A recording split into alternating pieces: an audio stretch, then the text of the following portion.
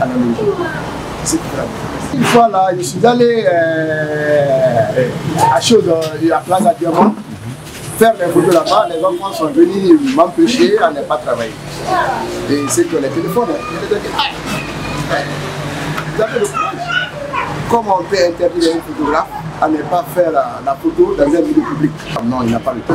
J'ai rencontré les autorités, je me suis assise avec l'UNACI à un moment donné, dans laquelle j'ai envoyé même ma documentation à l'UNACI. Quand vraiment les responsables ont vu le document là, un certain Sina qui était le directeur à l'UNACI au niveau de la photographie, quand il a vu mes documents, il était même effrayé. Il m'a approché. Il a voulu vraiment qu'on travaille ensemble. Mais là où l'incompréhension est venue, nous, les photos, on a des problèmes. Le LASIK veut vraiment coopérer avec nous pour qu'on travaille. Mais on doit travailler sur une base. Si cette base-là n'est pas là, et cette base-là n'est pas solide, ça ne peut pas marcher. Si on veut imposer certains principes à une corporation, il faut vraiment que vous essayez de discuter sur des modalités dans lesquelles on peut faire avancer l'affaire. Mais si cela n'est pas en place et on veut s'imposer directement, ça ne pourra pas marcher. Est-ce que vous avez compris? C'est ça, c'est ce qui est passé le plus important. Parce qu'à ce moment, il n'y avait pas les appareils numériques de photographe gagné. Malgré que le montant, la photo était à 1000 francs à l'époque, 3000, 1500, le photographe bénéficiaire plus maintenant. Est-ce que vous avez compris? L'arrivée de la nouvelle technologie a fait que vraiment la situation s'est baissée.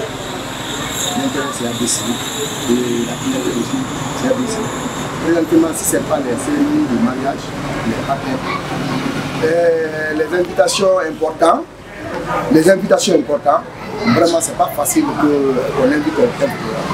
Mais si c'est le photographe a perdu les photos individuelles, le photographe a perdu ce marché longtemps, depuis l'arrivée des appareils numériques. Pratiquement, je peux dire qu'aucun photographe n'est formé. C'est seulement quelques-uns qui ont eu la chance d'aller à l'extérieur pour se former. Sinon, en Guinée, il n'y a pas une école de formation. Il y avait une école vers Mbayala, dans le Chinois au nord. Là-bas, on formait, mais pas à 100%. On donnait des directives là-bas. Mais la formation réelle, non. C'est une forme. Une forme, mais c'est une formation qui n'est pas approfondie. C'est une formation superficielle. Ah, c'est vrai. On n'a pas une formation approfondie dans la photographie. Donc, ici, tu ne feras pas sortir un photographe. Il te dira la constitution totale d'un appareil photographique. Est-ce que vous avez compris? Donc, vu tout ça là, on va se dire vraiment qu'il n'y a pas une formation approfondie. Avant, les labos étaient plus nombreux que maintenant. Ah bon? Okay. Avant, les labos étaient plus nombreux qu'avant. Maintenant, il n'y a pas beaucoup de labos. Mais les labos qui sont là, présentement, ce sont des labos performants. Le labo numérique performant, il a les photos de qualité. À l'époque aussi, on avait les photos de qualité. Mais la seule différence est que on peut jouer la photo avec les numériques que analogique.